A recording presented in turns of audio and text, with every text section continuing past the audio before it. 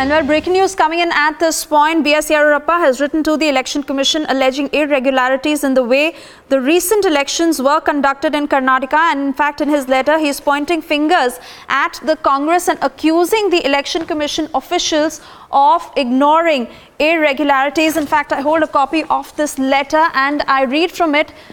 As the letter states, and I quote, that this is not the first time that irregularities in the conduct of elections were brought to the notice of the Election Commission and officials holding elections at the ground level in the state. During the elections, prior to the polling day, our leaders and workers had brought many such irregularities to the notice of the concerned officials, but all in vain. He also goes on to write, and I quote, "For your information, many officials involved with the elections acted and worked according to the whims and fancies of the candidates and leaders of the ruling Congress party in Karnataka." To get you other highlights of this letter, it reads, and I quote, "According to me, in many assembly segments of Bidar and Gulbarga districts, the police officials themselves helped rival candidates to distribute money and liquor among the voters.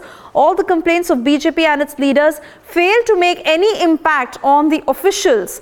I wonder to know why officials in many constituencies acted in this biased manner to help the rival candidates." It goes on to state, and I quote, "This incident of finding VVPAT's machines may look like a small incident, but it exposes the enormity of the irregularities in the elections. My suggestion to the Election Commission is to investigate all the incidents of irregularities which have been brought to the notice of the officials and Commission and take stern action against the officials." So this is the letter that has been written by B.S. Yeddyurappa to the Chief Election Commissioner, Mr. O.P. Prakash Rawat. And Pooja, our South Bureau Chief, now joining us on the phone line. Pooja, well, we've just read out the details of this letter by Yeddyurappa.